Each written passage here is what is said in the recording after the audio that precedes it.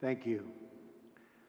I would like to thank King Solomon for his extraordinary words and the magnificent kingdom of Saudi Arabia for hosting today's summit.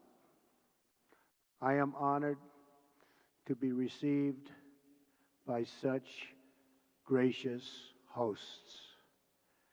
I have always heard about the splendor of your country and the kindness of your citizens, but words do not do justice to the grandeur of this remarkable place and the incredible hospitality you have shown us from the moment we arrived. You also hosted me in the treasured home of King Abdul Aziz, the founder of the kingdom, who united your great people. Working alongside of another beloved leader, American President Franklin Roosevelt, King Abdul Aziz began the enduring partnership between our two countries. King Solomon, your father would be very, very proud to see that you are continuing his legacy.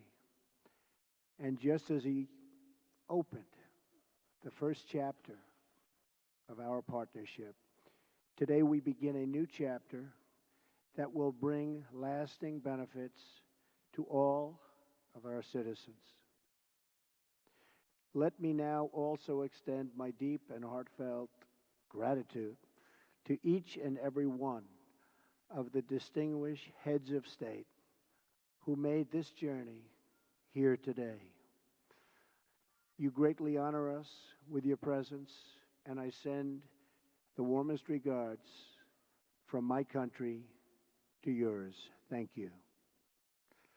I know that our time together will bring many blessings to both your people and to mine.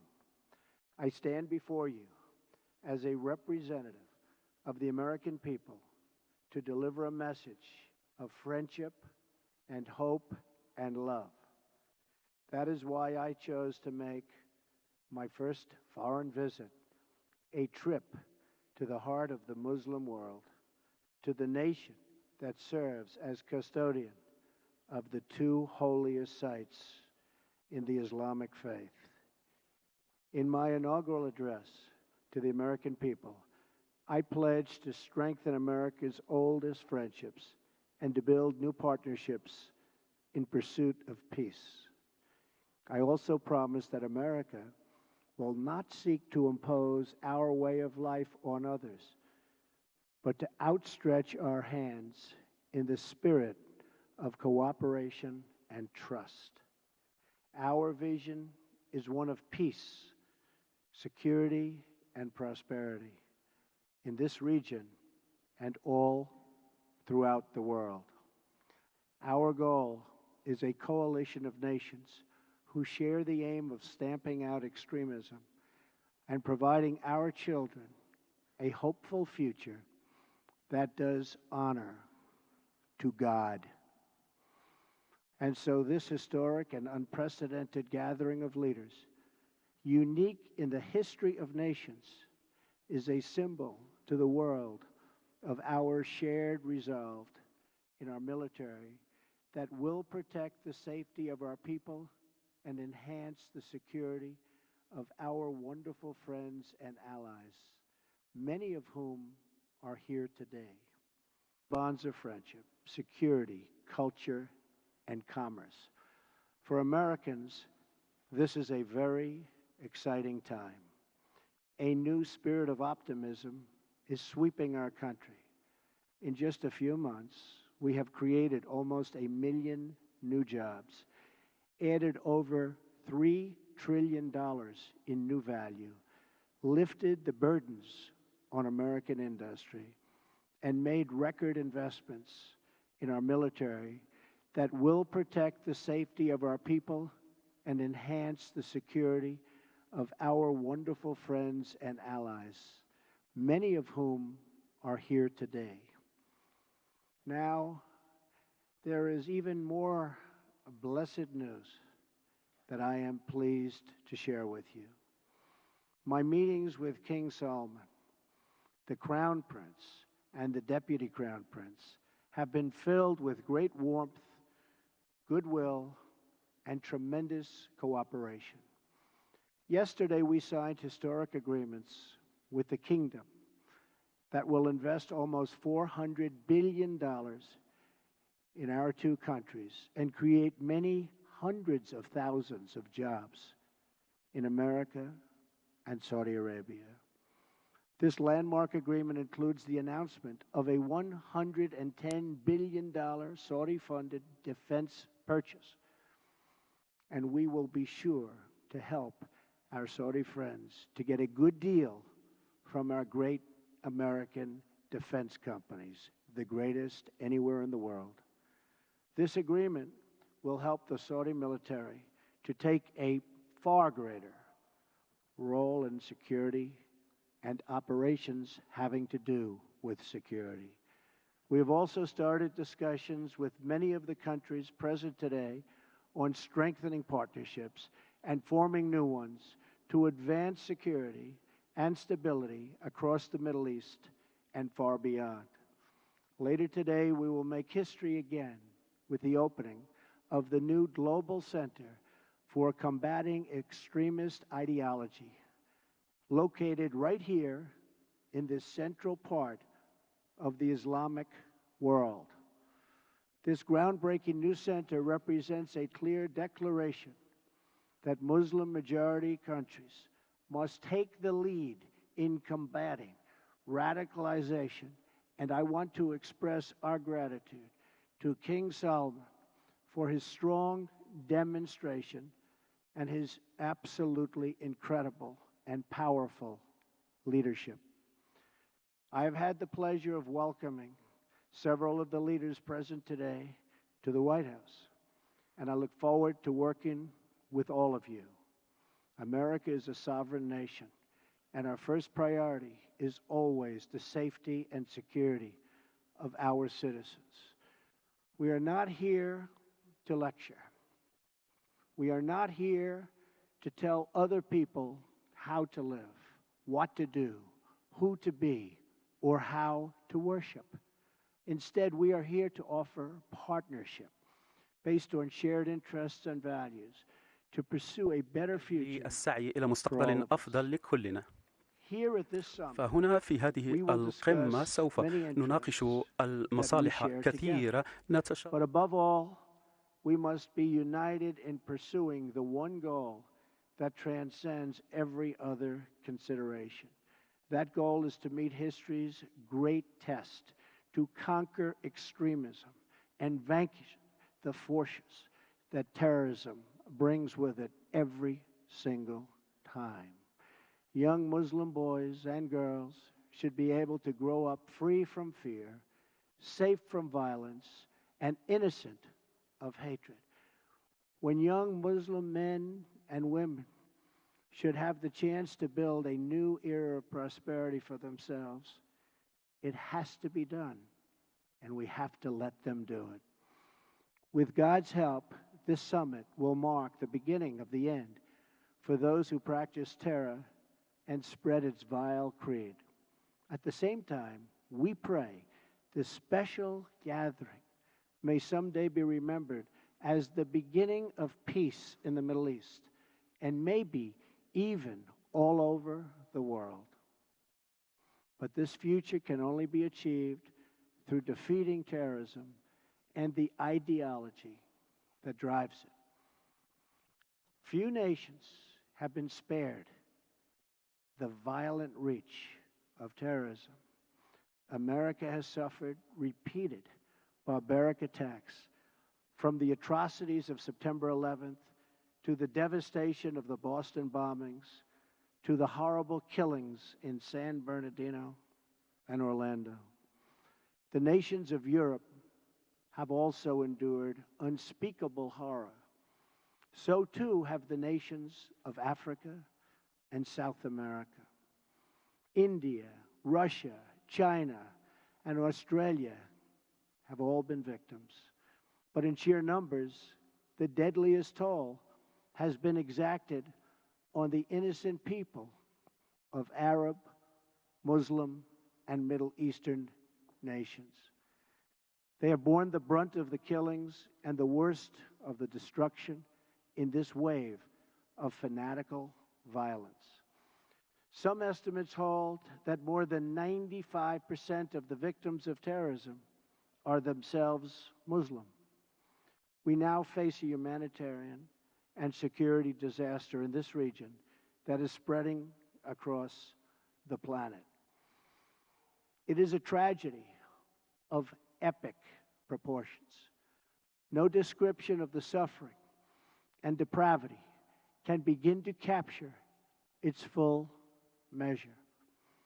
The true control of ISIS, if you look at what's happening, Al-Qaeda, Hezbollah, Hamas, and so many others, must be counted not only in the number of dead, it also must be counted in generations of vanished dreams. The Middle East is rich with natural beauty, vibrant cultures, and massive amounts of historic treasures. It should increasingly become one of the great global centers of commerce and opportunity. This region should not be a place from which refugees flee, but to which newcomers flock. Saudi Arabia is home to the holiest sites in one of the world's great faiths.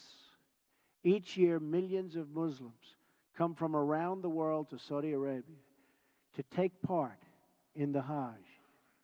In addition to ancient wonders, this country is also home to modern ones, including soaring achievements in architecture. Egypt was a thriving center of learning and achievement thousands of years before other parts of the world. The wonders of Giza, Luxor, and Alexandria are proud monuments to that ancient heritage. All over the world, people dream of walking through the ruins of Petra in Jordan. Iraq was the cradle of civilization and is a land of natural beauty. And the United Arab Emirates has reached incredible heights with glass and steel and turned earth and water into spectacular works of art. The entire region is at the center of the key shipping lanes of the Suez Canal, the Red Sea, and the Straits of Hormuz. The potential of this region has never, ever been greater. 65% of its population is under the age of 30. Like all young men and women, they seek great futures to build, great national projects to join, and a place for their families to call home. But this untapped potential, this tremendous cause of optimism, is held at bay by bloodshed and terror. There can be no coexistence with this violence. There can be no tolerating it, no accepting it, no excusing it, and no ignoring it. Every time a terrorist murders an innocent person and falsely invokes the name of God, it should be an insult to every person of faith. Terrorists do not worship God, they worship death. If we do not act against this organized terror, then we know what will happen and what will be the end result. Terrorism's devastation of life will continue to spread. Peaceful societies will become engulfed by violence, and the futures of many generations will be sadly squandered. If we do not stand in uniform condemnation of this killing, then not only will we be judged by our people, not only will we be judged by history, but we will be judged by God. This is not a battle between different faiths. different sects, or different civilizations. This is a battle between barbaric criminals who seek to obliterate human life and decent people, all in the name of religion. People that want to protect life and want to protect their religion. This is a battle between good and evil. When we see the scenes of destruction in the wake of terror, we see no signs that those murdered were Jewish or Christian, Shia or Sunni. When we look upon the strains of innocent blood soaked into the ancient ground, we cannot see the faith or sect or tribe of the victims. We see only that they were children of God whose deaths are an insult to all that is holy. But we can only overcome this evil if the forces of good are united and strong, and if everyone in this room does their fair share and fulfills their part of the burden. Terrorism has spread all across the world, but the path to peace begins right here on this ancient soil in this sacred land. America is prepared to stand with you in pursuit of shared interests and common security. But the nations of the Middle East cannot wait for American power to crush this enemy for them. The nations of the Middle East will have to decide what kind of future they want for themselves, for their country, and frankly, for their families and for their children. It's a choice between two futures, and it is a choice America cannot make for you. A better future is only possible if your nations drive out the terrorists and drive out the extremists. Drive them out.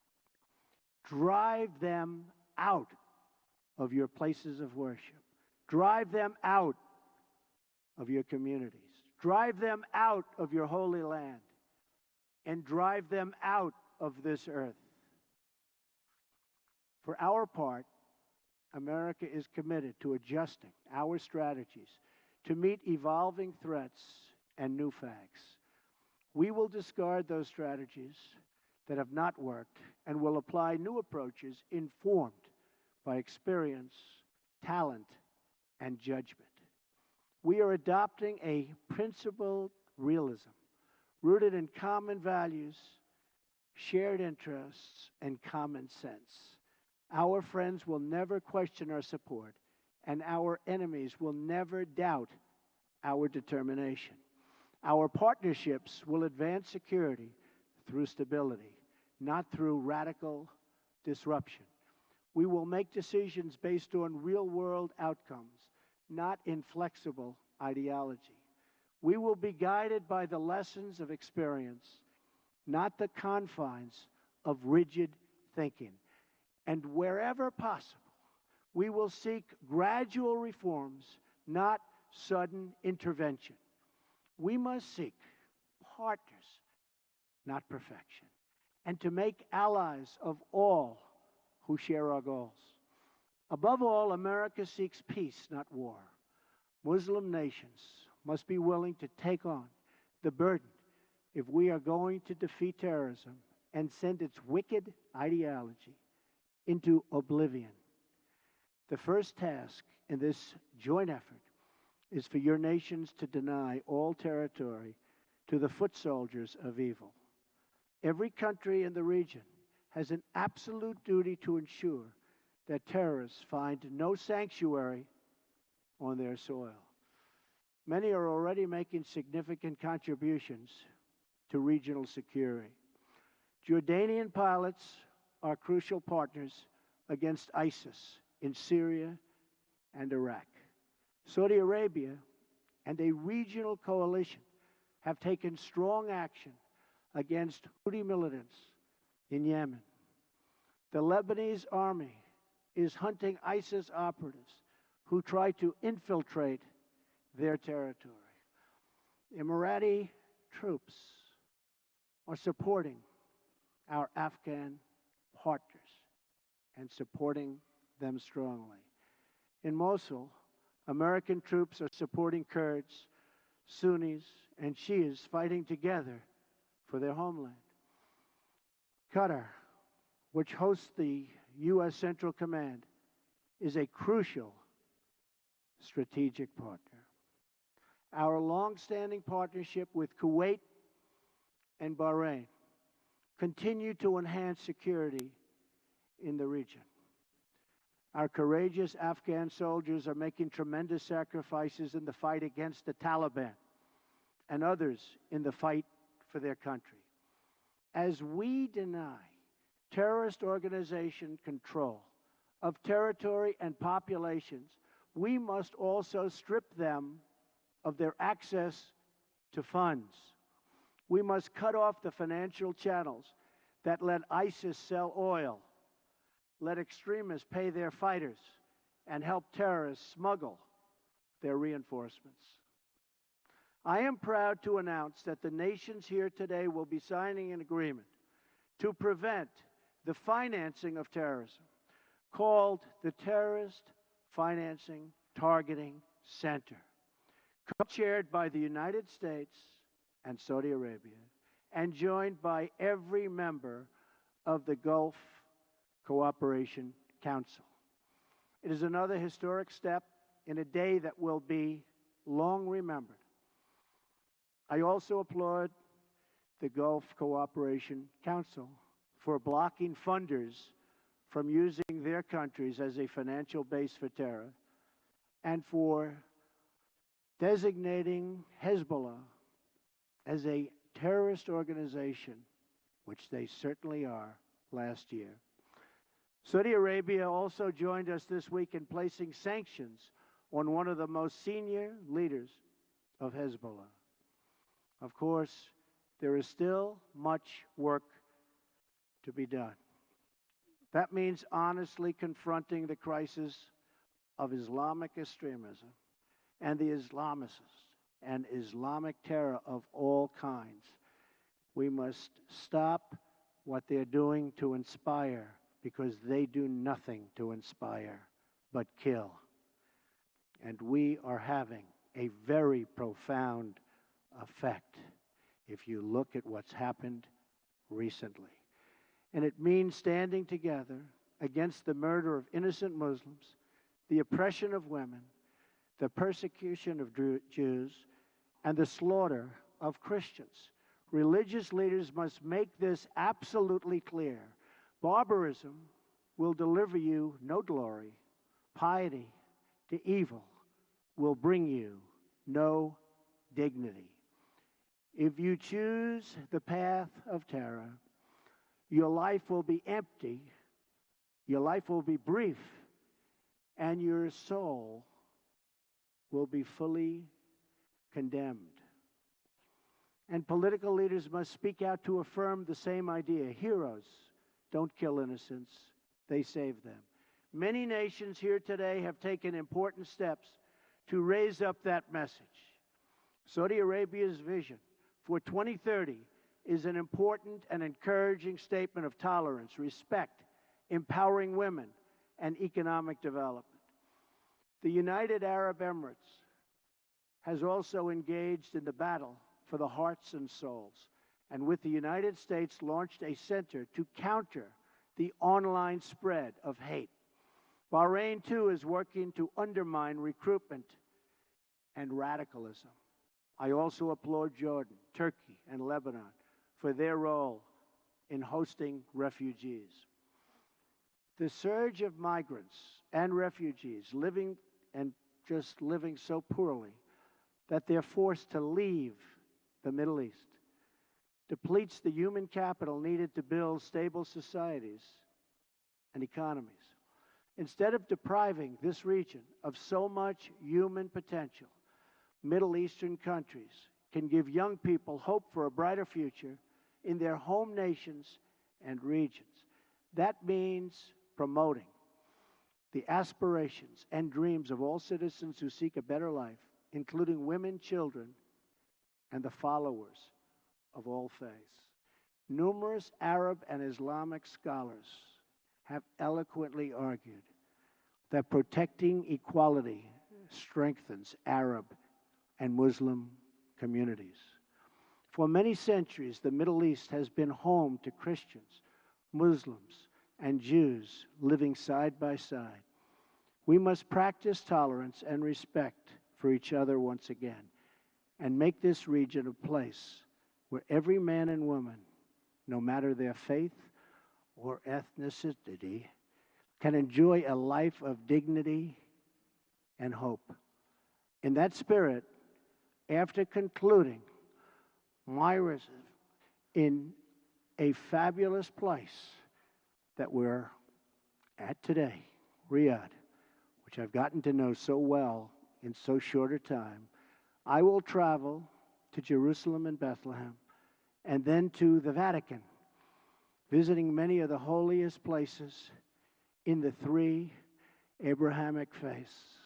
If these three faiths can join together in cooperation, then peace in this world is possible, including peace between Israelis and Palestinians. I will be meeting with both Israeli Prime Minister Benjamin Netanyahu and Palestinian President Abbas. Starving terrorists of their territory, of their funding, and the false allure of the craven ideology will be the basis for easily defeating them. But no discussion of stamping out this threat would be complete without mentioning the government that gives terrorists all three: safe harbor, financial backing, and the social standing needed for recruitment. It is a regime that is responsible for so much instability in that region. I am speaking, of course, of Iran. From Lebanon to Iraq to Yemen, Iran funds arms and trains terrorists, militias, and other extremist groups that spread destruction and chaos across the region. For decades, Iran has fueled the fires of sectarian conflict and terror. It is a government that speaks openly of mass murder, vowing the destruction of Israel, death to America, and ruin for many leaders and nations in this very room. Among Iran's most tragic and destabilizing interventions, you've seen it in Syria. Bolstered by Iran, Assad has committed unspeakable crimes, and the United States has taken firm action in response to the use of banned chemical weapons by the Assad regime, launching 59 missiles at the Syrian airbase from where that murderous attack originated. Responsible nations must work together to end the humanitarian crisis in Syria, eradicate ISIS, and restore stability to the region, and as quickly as possible. The Iranian regime's longest suffering victims are its own people. Iran has a rich history and culture, but the people of Iran have endured hardship and despair under their leaders' reckless pursuit of conflict and terror. Until the Iranian regime is willing to be a partner for peace, all nations of conscience must work together to isolate Iran, deny it. Funding for terrorism cannot do it.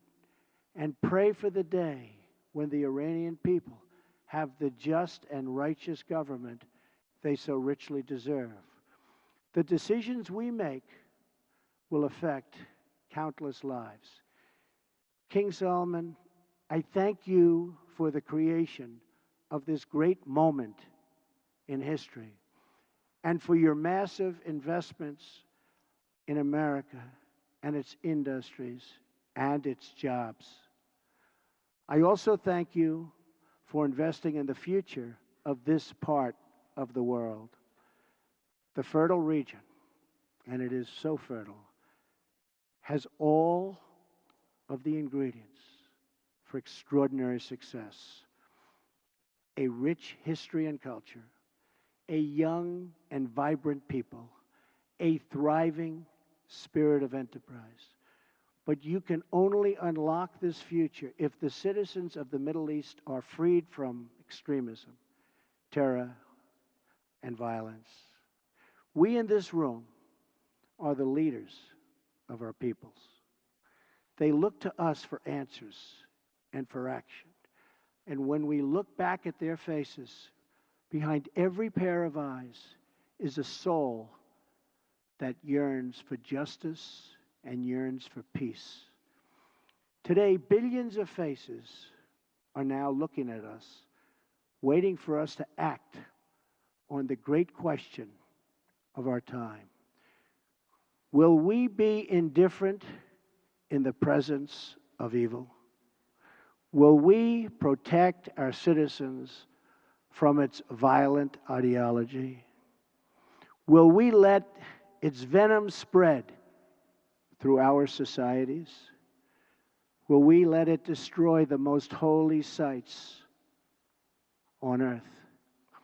If we do not confront this deadly terror, we know what the future will bring: more suffering, more death, and more despair.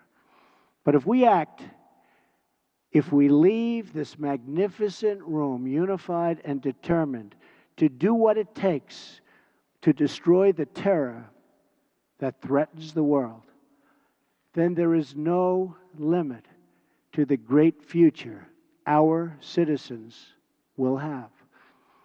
The birthplace of civilization is waiting to begin a new renaissance. Just imagine what tomorrow could bring: glorious wonders of science, art, medicine, and commerce to inspire mankind. Great cities built on the ruins of shattered towns. New jobs and industries that will lift up millions and millions of people. Parents who no longer worry for their children, their families, and who no longer mourn for their loved ones. And the faithful who finally worship without fear. These are the blessings of prosperity and peace. These are the desires that burn with a righteous flame in every single human heart. And these are the just demands of our beloved people. I ask you to join me, to join together, to work together, and to fight together, because united, we will not fail. We cannot fail. Nobody, absolutely nobody, can beat us. Thank you. God bless you. God bless your countries. And God bless the United States of America. Thank you very much. Thank you.